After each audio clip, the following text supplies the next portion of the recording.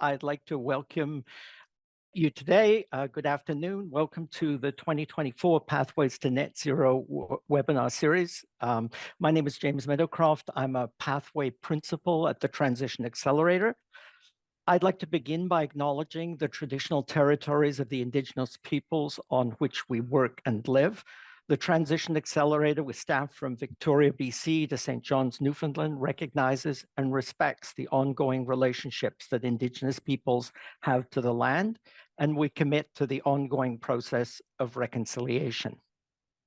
So I'm really excited today to have such a big and diverse audience to join us from across Canada to discuss with Dr. David Keith.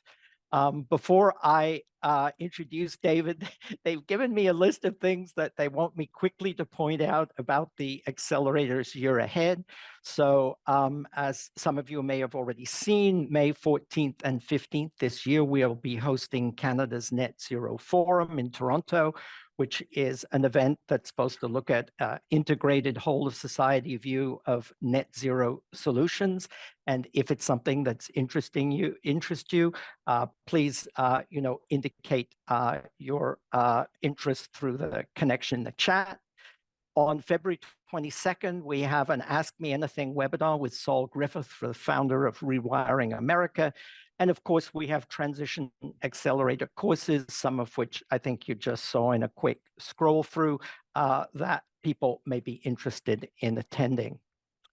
So it's my great pleasure today to introduce Dr. David Keith, professor in the Department of Geophysical Sciences at the University of Chicago, and the founding faculty director of the new Climate Systems Engineering Initiative.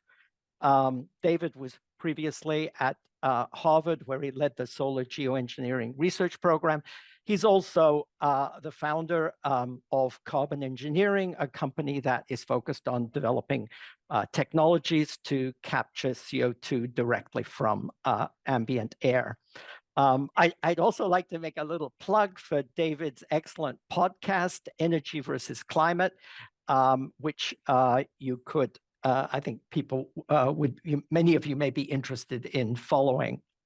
So what we've planned for today is that David and I will start with a conversation about carbon engineering, the oil industry, other approaches to carbon removals, and then we'll have about 20 minutes or maybe a bit more for audience Q&A. So please put your questions in the Q&A box below. And thanks again, everybody, for joining us. Well, as I said, David, it's great to see you again. The two of us connected maybe perhaps as long as 15 years ago when we were at least that long. Yeah, great to see you again. And so, David, maybe you could start by telling our audience a little bit about carbon engineering and where did it come from and what prompted you to get involved in this. What a long time ago, anyway, certainly was a very exotic thing about capturing carbon dioxide directly from the air. Sure. I mean, happy to talk about it. I mean, the punchline is that it actually started as a kind of, from a critical point of view, as a technology assessment exercise when I was at Carnegie Mellon. I mean, I should say I have a kind of no business background and not really any big interest in being an entrepreneur. And so it's in some ways a little weird that I founded what I guess is the first unicorn in the carbon removal space. So it started because I was at Carnegie Mellon, where we had an integrated effort looking at climate policy and technology. There was a bunch of early work on CCS. People were starting to think about carbon removal. Klaus Lackner, who's really a friend, was the first person to think really seriously about direct air capture. And I think Klaus was actually right about lots of things, but he was really over-optimistic about costs, or at least that was our opinion. And we felt like it was potentially important to kind of large-scale climate policy to know what the backstop technology was, the cost of removing CO2 from the air. So we started an effort of kind of techno-economic assessment and kind of thinking about how to build this into integrated assessment models. This would be kind of in the, I don't know, 2005-ish, or even a little bit earlier, because I had one of the very first papers on what's now called BECCS, biomass energy with CCS. So I guess that was actually my lead-in to carbon removal, was biomass energy with CCS. So we began to try and estimate what the costs of DAC would be.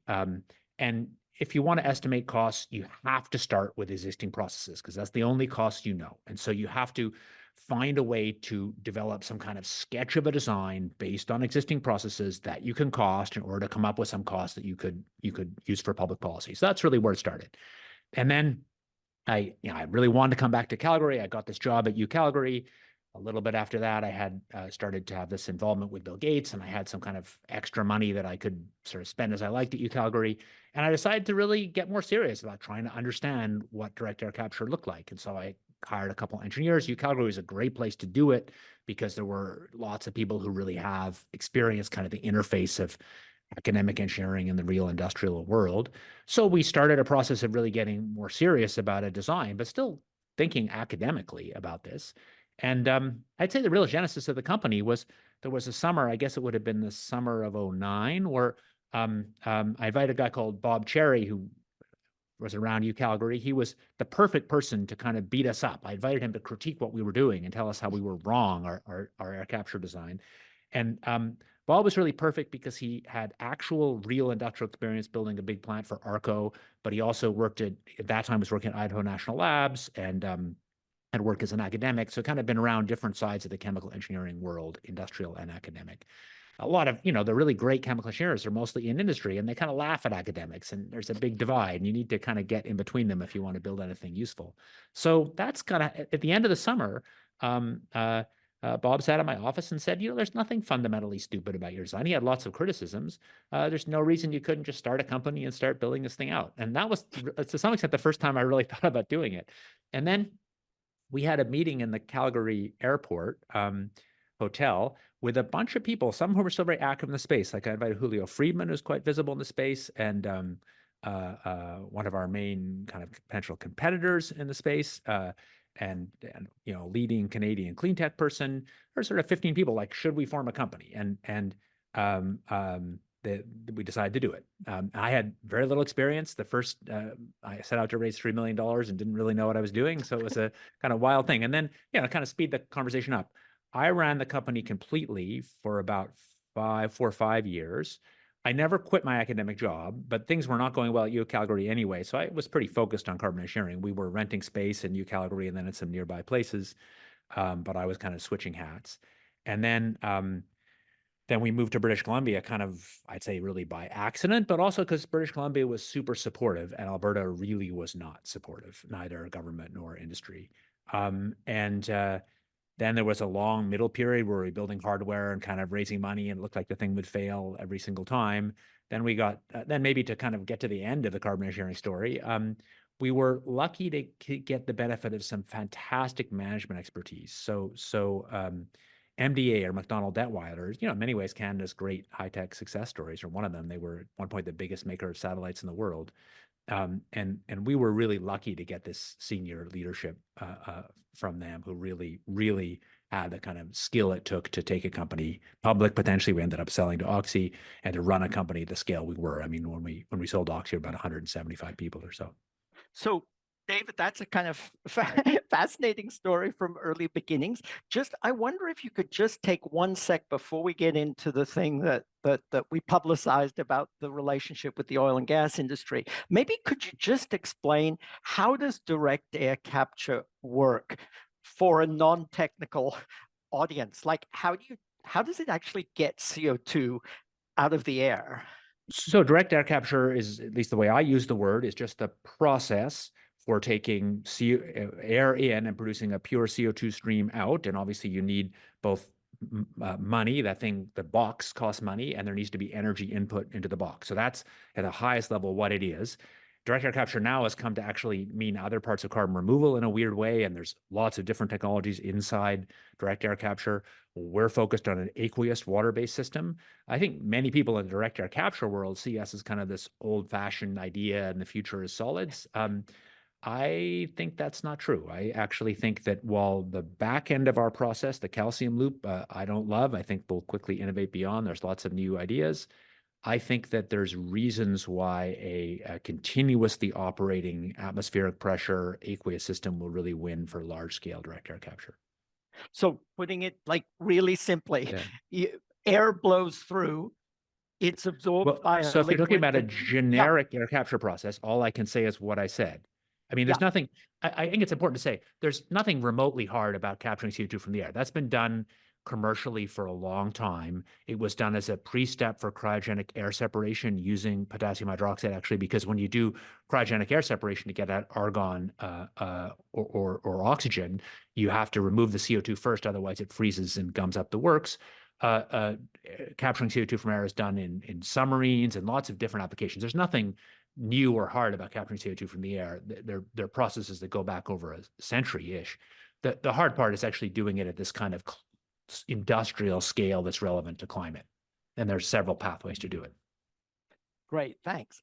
So yeah, getting back to how we advertised this, recently Carbon Engineering, as you said, was sold to Occidental. And you know, I've heard lots of people give various comments about what this means. And I think a lot of people kind of feel, oh, well, it shows that the fossil fuel industry is intent on continuing to dominate energy systems for many decades to come. And so really air capture is a kind of a way for fossil fuel companies perhaps to, you know, put off the transition to other forms of energy. And I'm just kind of, you know, in your editorial or your commentary piece in The Economist, you kind of took this on a little bit. And I'm wondering if you could elaborate a little bit more. How do you see the future of oil and gas and its relationship with direct air capture? Or carbon removal more generally. Sure. Well, Yeah. I mean, so it's hardly a news flash that the fossil fuel industry wants to continue existence in dominating energy systems. That would be stunning if it wasn't true. And you know, I can tell you some other really surprising facts, like the buggy industry was really keen to dominate over cars. And you know, industries always want to dominate the niches they're in, and they'll fight with legal tools and illegal tools to protect their interests. That's just the way it works. There's nothing unusual about that. I think the big questions for us are what that means and what the power dynamics likely are. So just to kind of say the obvious, yes, I have concerns about big oil. I don't trust big oil's view on climate because of the powerful self-interest that pushes them against climate action. And just to give your audience a sense of my personal experience with this, up in the mid 90s, when I published one of the first high profile climate articles, I ended up being the target of an Exxon disinformation campaign. And it was pretty ugly and powerful. And that was something for a kind of, at that point, relatively young postdoc. When I was at UCalgary, part of the reason that I left UCalgary for Harvard was UCalgary had this kind of scandal where the was oil patch power was exercised through the head of the business school in a way that was just unacceptable in a modern university. And the president didn't back it up. And that's a big part of why I ended up leaving UCalgary. And I mean, one last anecdote. At one point, there was a full page ad targeting me in the Calgary Herald by the so-called Friends of Science. What a beautifully Orwellian name. So I certainly get where the oil patch is coming from in an ugly way. I don't trust them, but I don't think trust is the issue here. I think the issue is really about power and money and the relationship technology and the likely outcomes. So to me, this is about what it means for at least some parts of the oil patch are sincerely trying to execute, you know, what I call the swords to plowshares pivot, trying to turn from all their amazing expertise making hydrocarbons, which after all has driven the whole modern world in this fantastic way, to turn that to clean energy. And I think there's no question lots of people in the industry are sincere about that, and plenty of them aren't sincere about it. But their sincerity really isn't the issue. The issue is about the structural dynamics of the industry, and that plays into how I think about whether it's sort of good or bad that oil is in, which is, I think, the core of your question. So kind of two big points. One is it is very hard to make these pivots. When you look at industrial business cycles and innovation over a long time, it's rare that big incumbents pivot to follow the new technology. And so if you think about that for, you know, IBM versus the new personal computers. If you think about that there were companies that made leather belts. I used to think about this because I walked by one of their headquarters near MIT. And those leather belts, they seem like a joke now, but in a world before electricity, where you had complicated manufacturing operations that were water or steam driven, everything inside the factory, all the power from the water or steam engine had to be transmitted by these leather belts. It was a big business. That business did not become GE when electricity came in. And you can be sure they wanted to become GE, but they lost it. And I think you can think of example again. It's very hard to do. And let's say a little bit about why. Inside a company, let's say Oxy, there are people who really want to develop clean energy, no question. But their interests are, in a sense, opposed to legacy oil in an obvious way. Legacy oil wants high oil prices and low carbon prices. It's just that simple. And any decarbonization business wants the opposite, because oil and energy are inputs in decarbonization. So you want low energy costs and you want high carbon costs, so your business won't fly. So those interests are just fundamentally opposed. And that makes it hard for the companies to execute on both strategies in a coherent way. The second thing is the forces in the business market that want what investors call pure plays. So I think if a company like, say, BP has a great solar play, or let's say Oxy succeeds and carbon engineering does this great job as part of Oxy Low Carbon Ventures. And to be clear, Oxy Low Carbon Ventures is an unusual and amazing thing. It is a top-level business unit that was started inside Oxy, which other oil companies didn't. Vicky Holub, the CEO of Oxy, give her credit, put one of her best lieutenants in the charge of this thing. And it's not just got carbon engineering. It has some other related transition, a play on lithium. And it's a clever structure. And it's a top-level business unit, not just a kind of sideshow. So let's say things go great for Oxy Low Carbon Ventures. Let's say our company succeeds and others. Then there's going to be immense pressure from the investment community to divide those things, because the investment community, the big investors like teachers or whatever, are going to go and say, we want a pure play. We don't want a conglomerate. The conglomerates don't work very well. We want you to break the businesses off, have the legacy oil business that makes money as it does, and have the clean tech business make money as it does. And I think those forces will be very strong and hard to resist. So to me, that's kind of the reality of it's hard to execute the source to plowshares pivot. To the extent that you do execute it and actually get really strong clean tech inside your oil business, then they're likely to be divided. And finally, I think it's tempting to see this as the power of the oil movement, oil companies trying to continue their existence, which of course they are. But I read this stuff exactly in the opposite way. I think this is the power of the environmental movement driving change just the way we wanted. So the point is, Oxy didn't just wake up feeling green. Oxy's responding to forces, political forces out there, and especially the Biden Energy Policy Act, the IRA. They're responding to those forces. But again, Biden didn't just wake up feeling green. That was because of decades of environmental activism that fought a good and clever fight and got that to happen. So from my perspective, as somebody who's feels like I've been on the environmental activist side pushing action on climate, what we wanted was to push these old, what we finally want is to push the actual transition. And that means pushing companies to pivot. And so I'm happy when they pivot. It's not that I trust them because they've got good green intentions. It's that I trust that they are responding to market forces that have been shaped, in this case, by the environmental movement. So big picture, yes, I think big oil will try and do everything it can to survive. And I don't think there's any news about that. I think the issue is what we in the side of the world that wants to transition rapidly away from fossil fuels and decarbonize, what level of political power and agency we have to drive the transition. And in the end, that's the driver, not what oil companies want. Great, thanks. So you mentioned a couple of times that direct air capture is just one of various potential carbon removal technologies. And I wonder if you could do two things. Just briefly, first, why do you think the development of carbon removal technologies is important? The answer to that may be obvious, but just a few words on that. And then maybe could you briefly talk us through what are some of the different options other than direct air capture or the kind of approach that you've been taking with carbon engineering? And, what are the potential benefits or problems with these different things? Are there ones that you think are, really going to be next unicorns kind of thing? Yeah. Sure. Well, so I think the reason that carbon removal broadly, that is reversing the kind of the flow of taking carbon out of the ground and putting it in the atmosphere, the reason why it's important, I think, should be pretty self-evident, but just to spell it out, climate change is more or less proportional to cumulative emissions of carbon dioxide. So that means that even if we stop putting carbon dioxide in the atmosphere, the climate problem doesn't get better, it just stops getting worse. At some level, cutting emissions is what we need to do to stop the future getting incrementally worse, because that's what emissions do. But that does nothing about the past, about the legacy CO2 in the atmosphere.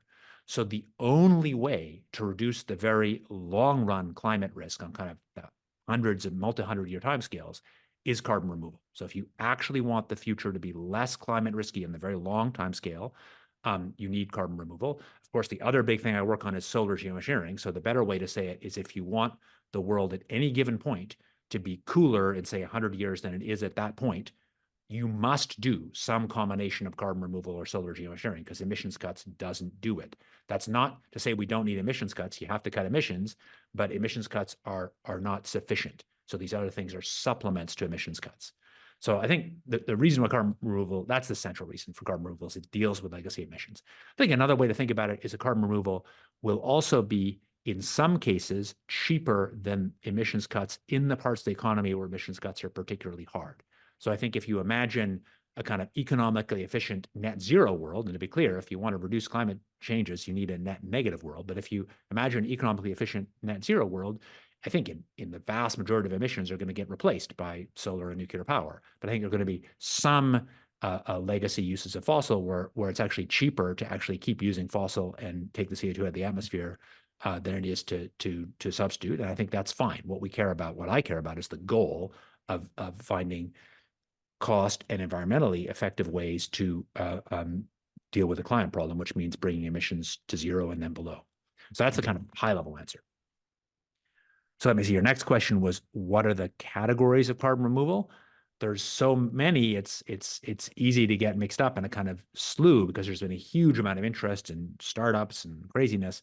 I divide them into two categories, basically organic and inorganic. That sounds very technical, but I think there's something kind of deep and important about it. This is about where the carbon ends up. So if you change agricultural practices to put more carbon in soils, or grow more standing biomass, trees, or what have you, you're building up stocks of organic carbon. That's carbon that's in, what chemists will call organic molecules. These are things that want to oxidize, thermodynamically want to oxidize. There's all sorts of critters in the environment that want to eat that organic carbon to feed themselves and respire and put the CO2 back in the atmosphere, which is why the lifetime of carbon organic reservoirs is typically short. It varies, but think of kind of years to many decades, but in the long tail, centuries. That's kind of the lifetime of carbon and organic materials. So that's one set of things. Then the other set of things, store the carbon, is inorganic. And there are really two ways that happens. One is as compressed CO2 deep underground, or it may dissolve then into aquifers. And the other is as stable salts. So carbon is a weak acid, and the natural thing it wants to do in the atmosphere and in the climate system is to react with basic minerals, and acid plus base equals a salt. And that is also a permanent and, in general, environmentally safe way to remove carbon. So to start to get to examples, enhanced rock weathering, which many people probably heard about, is where you take basic minerals like granitic rocks or other ultramafic rocks and spread them on agricultural soils, and those rocks react, releasing these cations, these bases that then react with CO2 to form dissolved carbonic acid, and that but dissolved bicarbonate, and that runs off into the ocean, and that is true permanent carbon removal. Not to say this good or bad, but that is. And adding alkalinity directly to the ocean achieves the same thing. So both those things will have environmental consequences that may be good or bad. They have costs we don't know very well, but they both have the end point of this kind of permanent stable carbon removal, as does injection underground. So that's the two top level categories. And it's not one good, one bad. I think both of those categories matter, but for both of them, we have to concentrate on what the actual costs are and, very important, on what the other environmental impacts of doing these things are. Nothing we do at large scale will have zero environmental impacts. There will always be environmental side effects. And in thinking about, say, the trade-off between open ocean alkalinity addition, for example, which I've been thinking about a lot recently, or enhanced rock weathering, you need to think about both costs and environmental impacts, and same for DAC and BECCS. Yeah, so you mentioned that your earliest one of your earliest projects was in BECCS, and I've heard very different kinds of assessments, or read very different assessments about BECCS, both with respect to the cost and the potential of doing it at scale, and of course the problem of getting the biomass, the requisite biomass when they're competing land uses and so on. I wonder if you just have any thoughts on what you think. I think one of the latest things I saw said BECCS might be most useful for hydrogen production rather than electricity, or I wonder if you have any thoughts on those. Hard to know about hydrogen versus electricity. There is a bunch of interest in hydrogen. There's a very serious project in Canada, Northwest Refinery, that's moving along. And do you hear me? Yeah, sorry. Just somebody has said, could we explain what BECCS is? Just a Biomass little bit. energy, biomass energy with carbon capture and storage. So the idea is that if you let's say you have some fast growing set of poplar trees, you can cut those trees down, use them in some energy system, say to make electricity or make hydrogen, and let the CO2 when you burn go up in the atmosphere, and then just replant the trees. And that's biomass energy, which in principle can be carbon neutral, has a land footprint, but be carbon neutral way to make primary energy. Which could be hydrogen or electricity or what have you.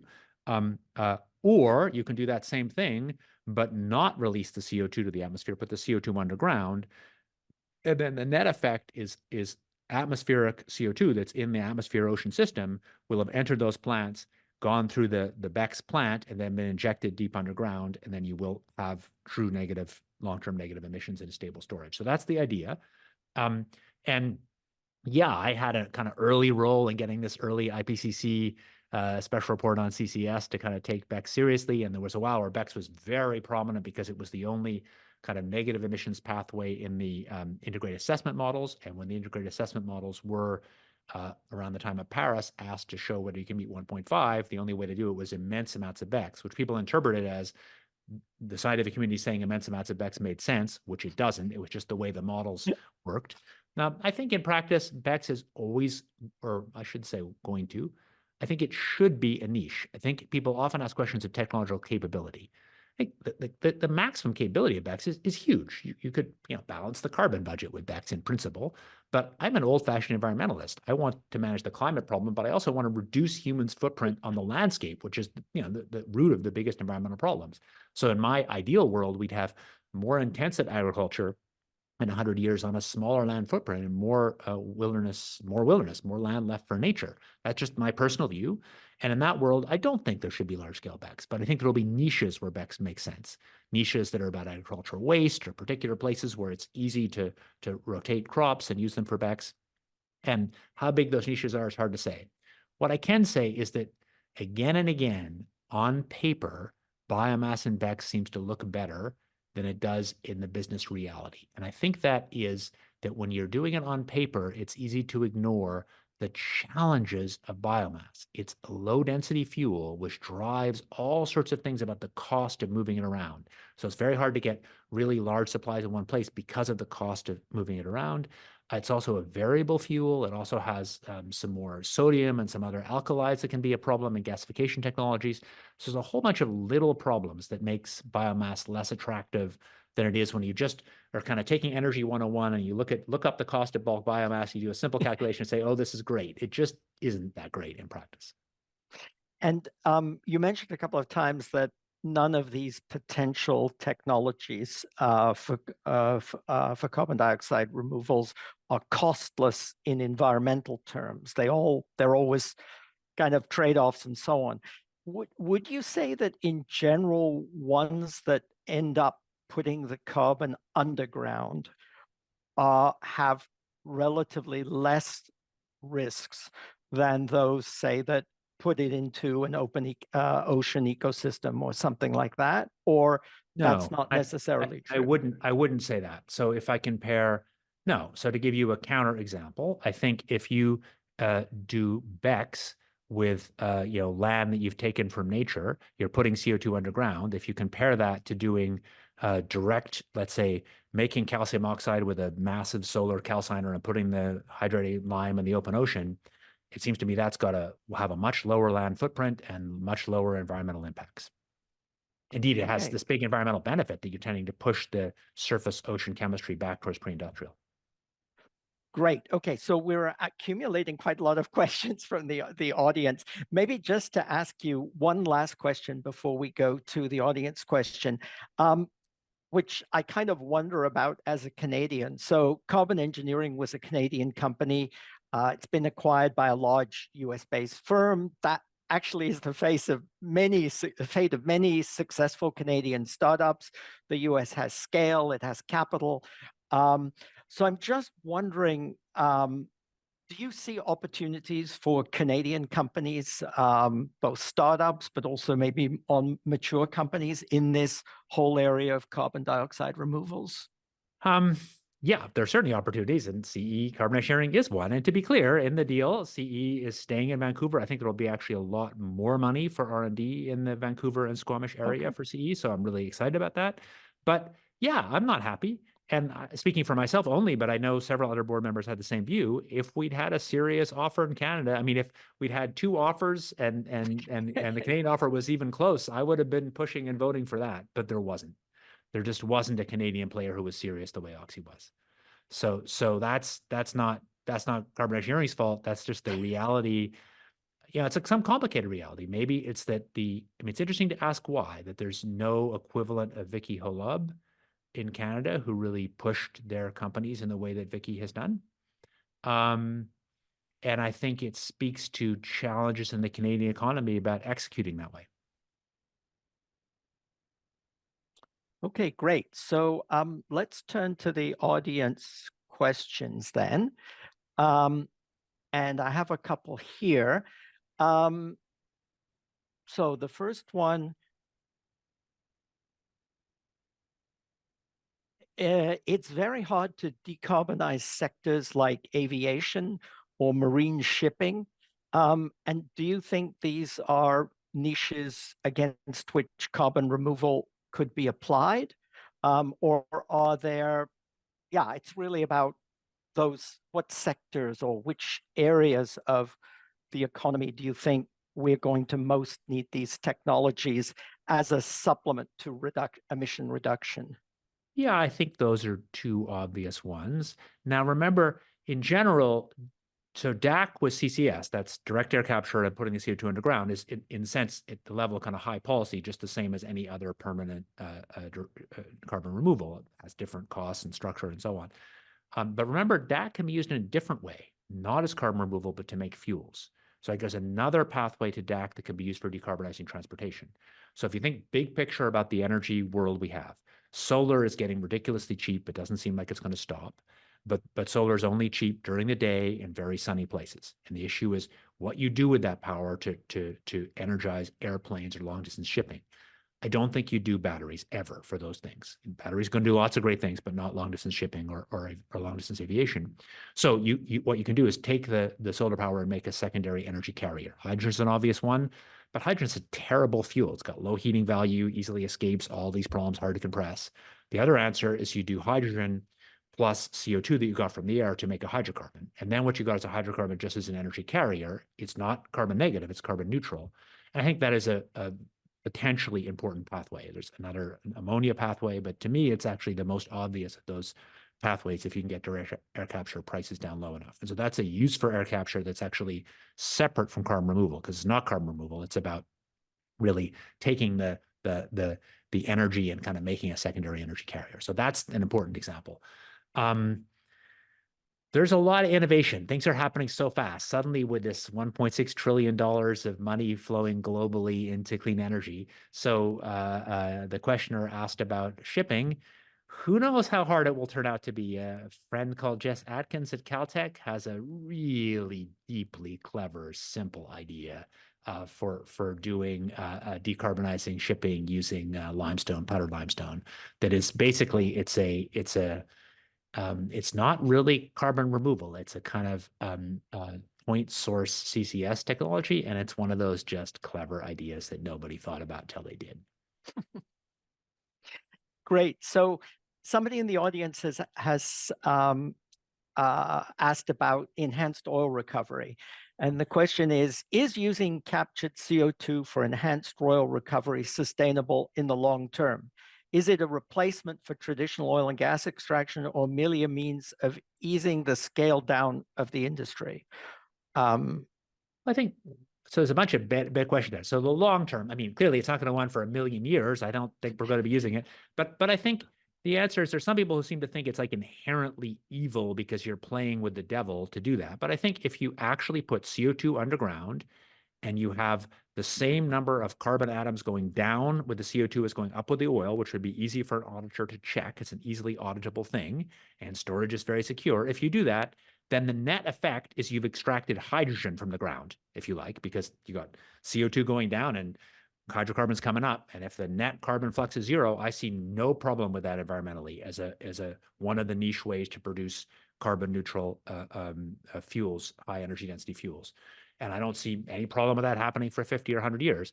Some people will want to scream when I say that because they think their central job is to put the oil industry out of business. But I think the central job is to put carbon emissions out of business, and that's a different job. But the question of whether that will be a big thing that really sustains the oil industry, I doubt it. I think the oil industry, I think production will go down relatively quickly as especially light duty vehicles decarbonize fast through electric vehicles. Great. So another contributor is asked, are we narrowing the uncertainty concerning surrounding costs for DAC? How will this improve going forward? Yeah, what do So you I think think we're about just that? not, yeah, I mean, you haven't asked me the biggest question. I mean, DAC, like I started by saying there's nothing technically hard about capturing CO2 from the air, but if it costs $10,000 a ton, it's utterly irrelevant, which is, probably what the cost is on a nuclear submarine, or probably higher. And if the cost is $50 a ton, then it takes over, most, it becomes the dominant thing we do. So where is it in between those? So right now, I think the truth is nobody knows in a public sense. Obviously, I know lots of carbon sharing that I can't tell you. I'd say the costs are higher than we want. I think that's true of our competitors too. So I'd say certainly nobody right now, not Carbon Sharing or Climeworks or any of the others, are building DAC at a price, say, under $200 a ton, where it really starts to get interesting. The question is, what is the chance of getting that done? And I've gone back and forth. I mean, as much as obviously I'm not technically conflicted anymore because I have no holdings in carbon sharing, but I have been conflicted. I think mostly my hat has been the academic who's pretty skeptical about these claims.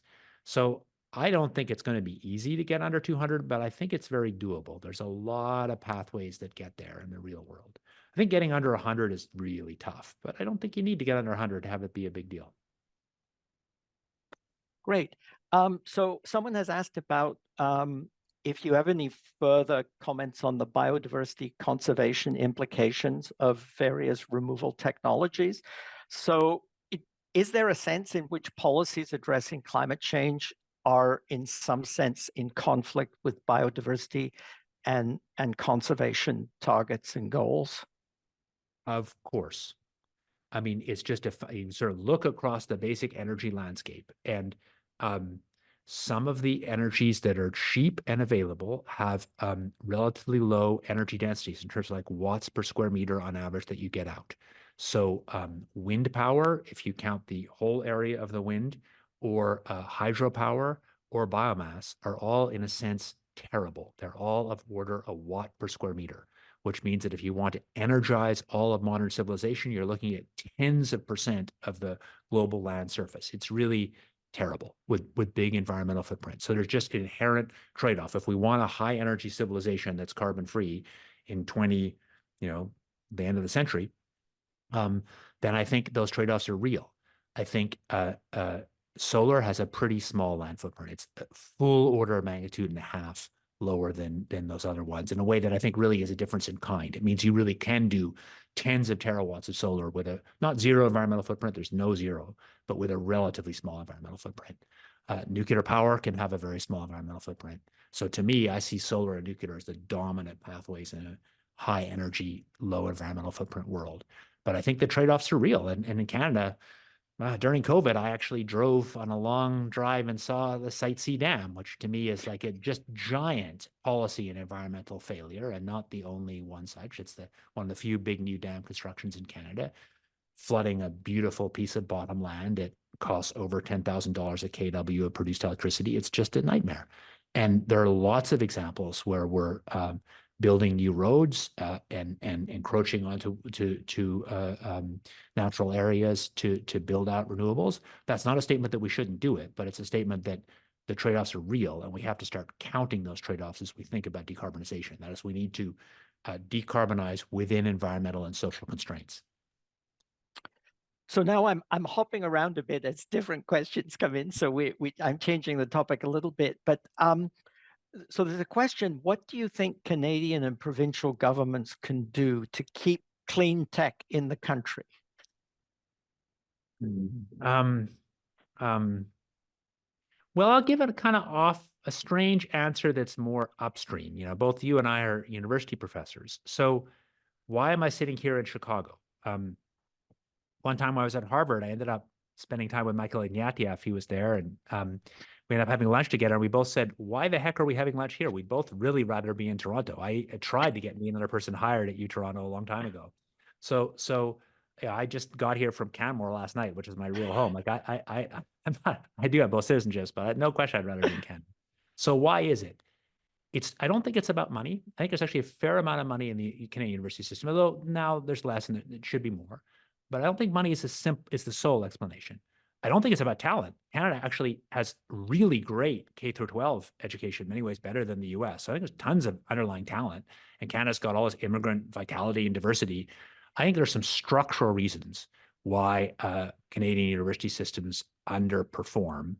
And I think the right thing is not to compare it to the US. The US has got this big inequalities, and I don't want to replicate the US system, but I think you can think about systems that are in countries that are more equitable, more fair, countries I'd be more proud to be part of, more like Canada, that have the ability to really concentrate resources and innovation in a way that is more effective. So I think in some ways Germany counts.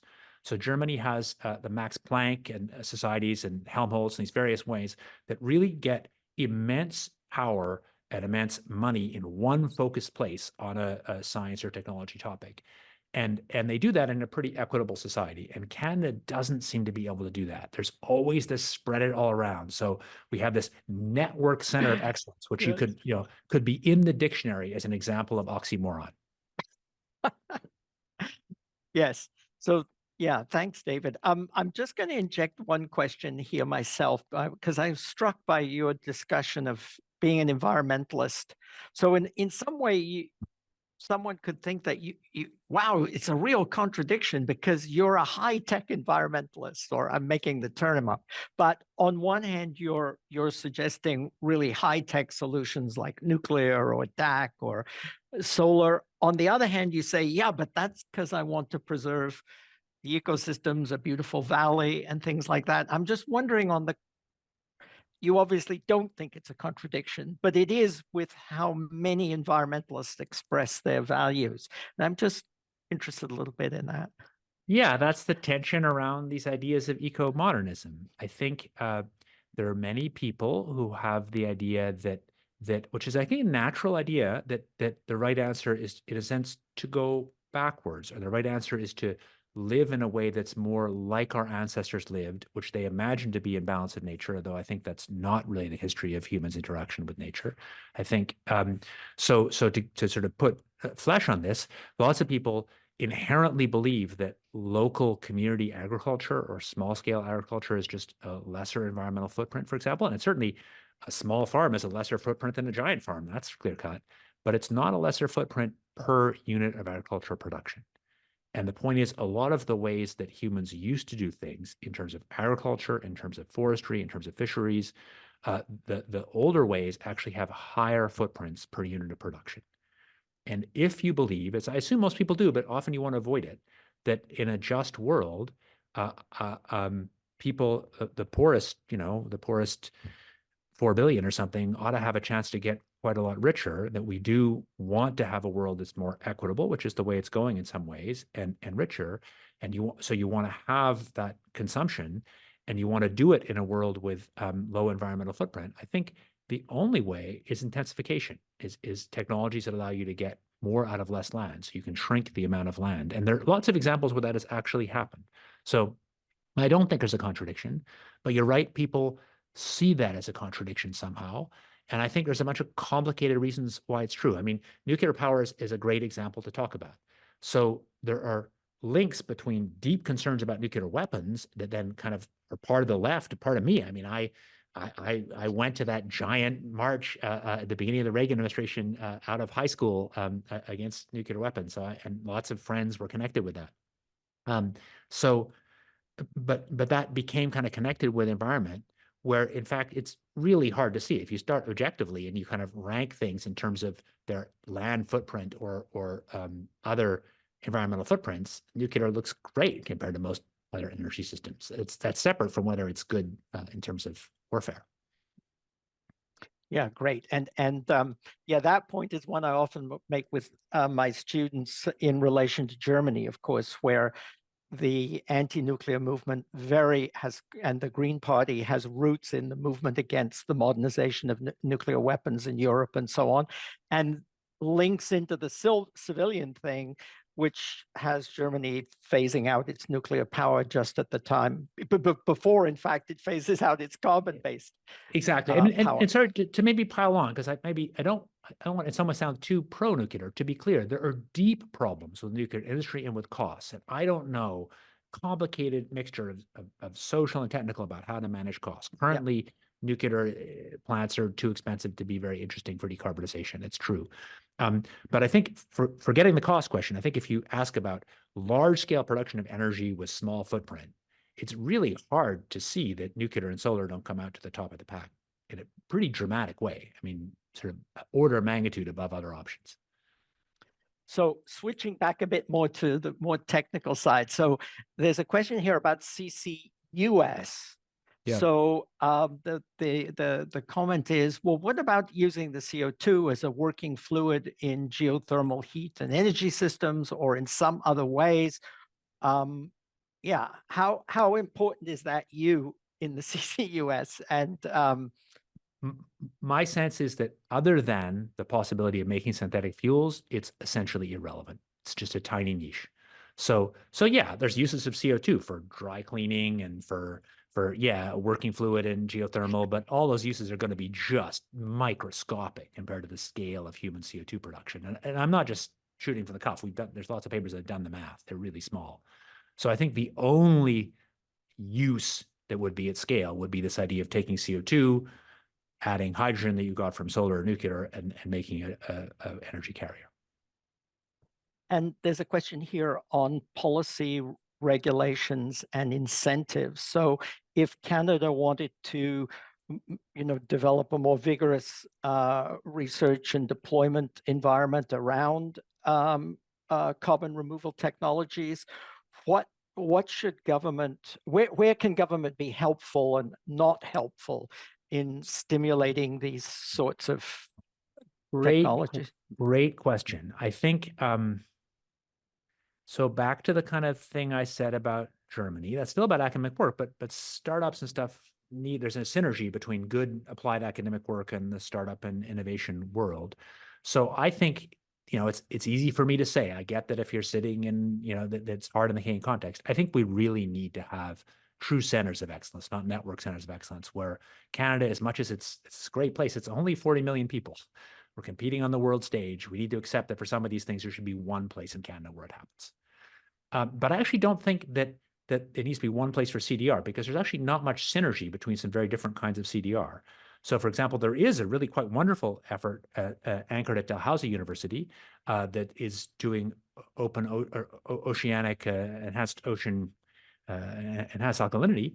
And I think that's a thing that you could build on. So it could be a real center for enhanced alkalinity there, for example, and some other center somewhere else for other parts of CDR. That is, I don't think parts of CDR that are really quite distinct in terms of technology or science don't necessarily need to be co-located. But I think the thing that doesn't work is that you have a bunch of little individual investigator grants spread across the country for one line of technological evolution. Great. Well, actually, we seem to be exhausting the main questions that people have. I'm just scanning down the list. Oh, there's one quite specific question about the relationship between CCS and other economic interests in mineral extraction. So they suggest that if there's, is there some competition between extractive industries and sequestration industries? And, how do you, is that, a question? They mentioned lithium here. So I want to actually pick up. There's a Dave Lozelle question there, since I know I want to ask. So he says, Yeah, the energy cost of DAC is really high. It says it's 2 megawatt hours a ton or something. I guess the question is that really high? So I'm in a world where you can buy solar for, I mean, the real projects now that are down at kind of the order of a cent a kilowatt hour. So $10 a megawatt hour. So if it's 2 megawatt hours a ton, that's $20 a ton energy cost. That doesn't feel high to me. So I mean, there's no kind of right answer here, and Dave can't give his own answer. But I guess thinking from the perspective of carbon engineering, but also knowing the other companies, but also thinking about the way the world, the emerging reality. I think the big issue is, can you deal with the diurnal variability of solar? If you can accept that, if you can adjust your system to accept that diurnal variability, then you can take advantage of these ridiculously cheap solar costs in cheap places. And at that level, then a few megawatt hours a ton, that's not the driving cost. The driving cost is capital and operating. great. So David, can I just bring you back to that other question Sorry, about, what's the other question? yeah, it was about, are there kind of competing pressures vis-a-vis mineral extraction versus carbon, underground sequestration, where the two collide and you'd have to do one that over is the other? I don't know. I can say there is really interesting movement in mineralization from the mining industry. So again, back to the basics, and pun intended. Like CO2 is a weak acid. It wants to react with basic minerals. That's what the environment, long-term fate of carbon in the environment. So people are gradually realizing that there are bigger streams of alkalinity in the industrial world than we thought. So there's streams of alkalinity coming out of iron and steel production, but also mining. So there are mining operations around the world where the mining company is going after some particular mineral, but in the process of doing that, they dig up a bunch of rocks and breaking them into small chunks that are fundamentally bases that want to react with the atmosphere. If you just leave them in a normal slag pile or pile, they won't react quickly. But a bunch of big mining companies are starting to think, and academics, including a shout out to Greg Dipple at UBC, who was a pioneer in this area, are starting to think seriously about the idea that there are pathways where you could react those rocks with atmospheric CO2, and then you're really doing permanent removal and mineralization. So I think And those logs remain in situ or big piles of ground up rock, or both are possible in a sense that if you're doing enhanced rock weathering, there's two pathways. One is that the stuff weathers and you basically make buffered bicarbonate that runs down to the ocean, in which case the rock is sort of melted away and you put the salt in the ocean. But it's also plausible to have reactions that make carbonates in situ. Both things are possible. There's trade-offs. But the question was, are there trade-offs between that and CO2 sequestration? I think my answer is no, not much, because CO2 sequestration happens in sedimentary basins, which are not the places where you do this kind of mining of these mineral rocks, which are granitic.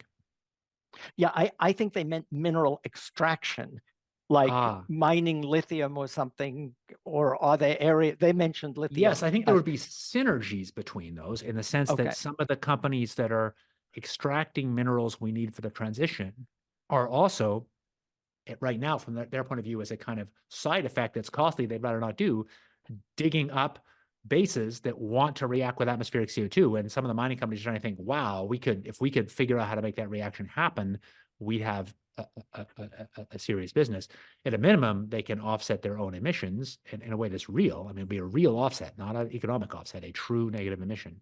So I think that these ideas are moving quickly. This is where this world feels very different than 5 years ago. There's so much energy. So little things that I just mentioned, there's hundreds of people working hard around the world on that in a serious way inside industry and academia. Great. Well, David, I think we're kind of running out of time because we said we'd finish at the top of the hour. So let me thank you so much for sharing your insights and your wisdom on this stuff. And I think if nothing else, you've kind of opened it up with your last remark that this is really a very moving target, and people shouldn't assume that what they kind of gleaned from an article 15 years ago holds still today. No, so first of all, thank you very much for the invite, and thanks to Transition Accelerator for the work it's doing in Canada. And I really want to be more involved in Canada. And yeah, I mean, with this new U Chicago hat on, where I'm now looking at open systems carbon removal, running workshops on say enhanced rock weathering and ocean alkalinity, it is clear that the level of and breadth of innovation is really much bigger than you see in the literature. And the literature has a lot of just nonsense and fluff. So I think it's hard to know I think nobody can claim to know what will happen, but I think there's more options than people used to think, like that Jess Atkins idea for decarbonizing shipping that might actually work, that nobody even thought about 5 years ago. So there really is a way in which it's a different world. Great. So thank you so much. It's been a pleasure to talk to you, and I hope we'll have future conversations in the future. Happy to do that. Look forward to doing it in person and in Canada. Thanks, everyone. Take care. Bye-bye.